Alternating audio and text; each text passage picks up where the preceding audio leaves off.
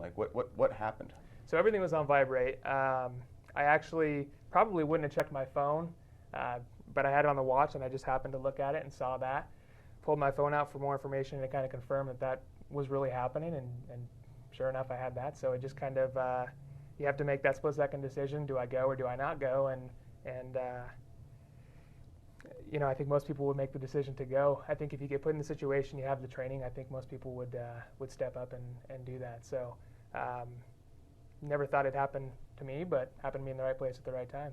Now, when we introduced PulsePoint, the reason we did it is over 1,000 cardiac arrests happen every single day.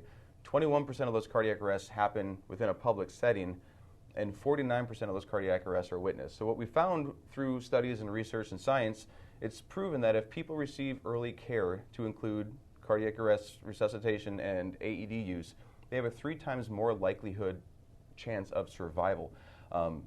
Now, talking to you before, you had mentioned that you kind of just downloaded the app almost for fun. You never thought it would happen, right? Yeah, never really. As I downloaded it, I thought, what are the chances, But I figured it's a city thing. We're rolling this out. We want to embrace it and get everyone else to get it. So let's do it and just have it for the sake of having it and supporting the app. And sure enough, it just happened to be right where I was. So.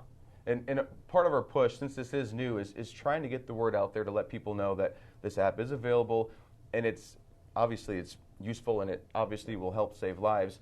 But the other part of that, too, is people say, well, someone else is already responding. I don't think I'm needed. When you were doing CPR, you said you did it for 2 or 3 minutes. Is that taxing? Yeah, absolutely. There was, like I said, the woman there doing compressions before I arrived.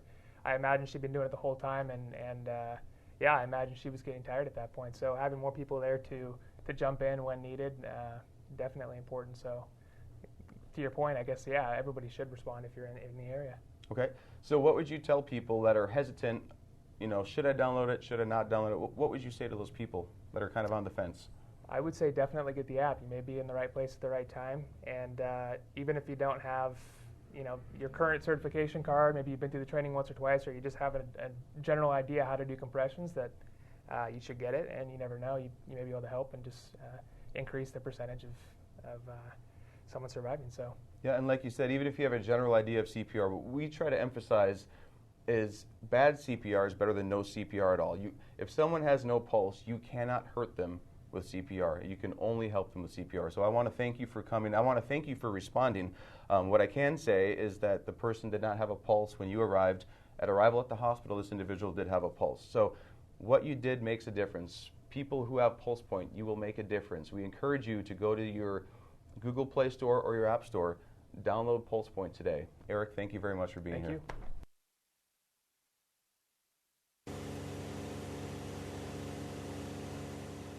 This year marks the 20th anniversary of the City of Richland's Tree City USA designation and the 15th year as a Tree Line USA utility from the Arbor Day Foundation. While these speak well for the city's quality of life and urban forest canopy, the designations mean much more than just holding an annual tree planting event. The City of Richland has miles and miles of overhead electrical lines. And, all those electrical lines go through backyards, and customers have numerous trees that are planted along those lines.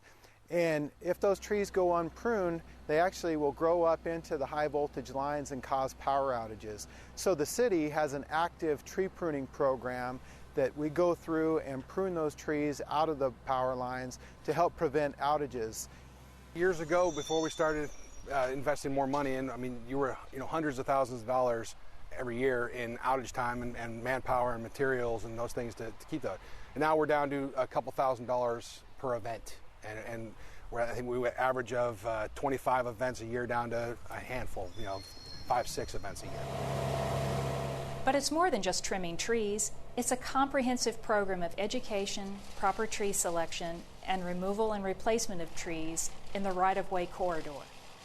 And what that is if a customer has a tree that's constantly growing into the power lines, like one of those fast-growing poplars, we'll actually come through and remove that tree at no cost with the customer's permission, and then we'll provide a landscape tree replacement voucher to go towards the purchase of a new tree. And we're looking for customers to plant trees that grow 25 feet or less. we go, we have take our map, we break it into grids, and we move around the city in blocks and take care of the lines, patrolling the lines, and the tree crews do that. Or if a citizen has a concern, they can call in and say, hey, I think this line and this tree are a problem. Can you take a look? We'll send someone out, take a look. If it is, we can get up there and trim it back or do what we need to do. Richland Energy Services has numerous resources about proper tree care available from the city's website, or you can call the tree trimming phone line at 942-7429. It's a team effort between the city and its citizens that ensures Richland's urban forest is kept healthy and safe, and power outages due to downed power lines are kept to a minimum. Our reliability is really one of the best for a utility our size in the Northwest. And part of that is keeping those trees trimmed back and keeping our tree program alive and running well.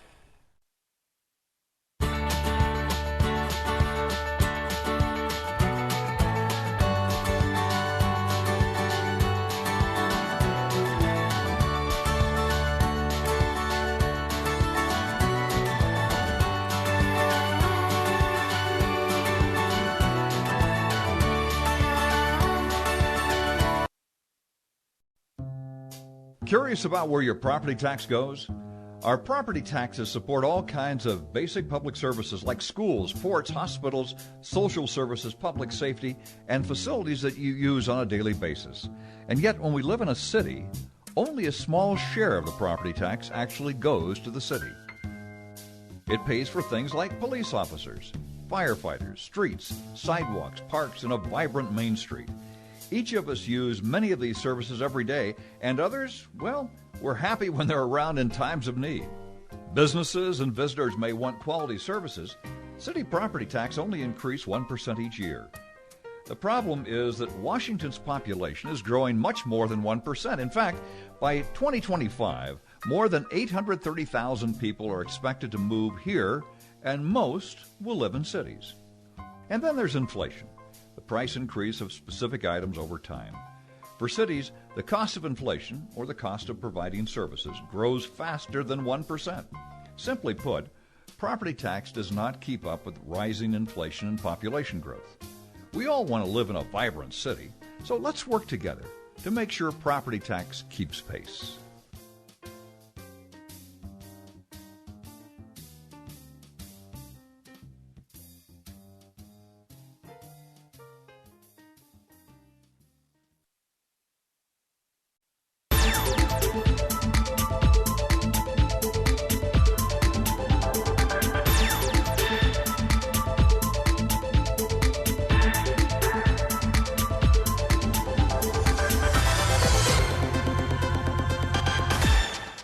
Well, I want to welcome you all, and thank you for being here today. I'm Lori Mattson. I'm CEO of the Tri-City Regional Chamber. It's my pleasure to welcome you to the State of the City's Membership Luncheon, which is sponsored by Baker Boyer Bank. Since 2003, the State of the Cities has been one of our largest community gatherings. As the largest business organization in the Tri-Cities, we're really pleased to convene the mayors of all four of our cities. It's great to have the opportunity to let the business community hear firsthand from the mayors about all the great things that are going on in all of our cities. Now let's get to our program. I know we're all here to hear from our mayors, so looking forward to this. I want to bring up our 2019 board chair, Derek Stricker.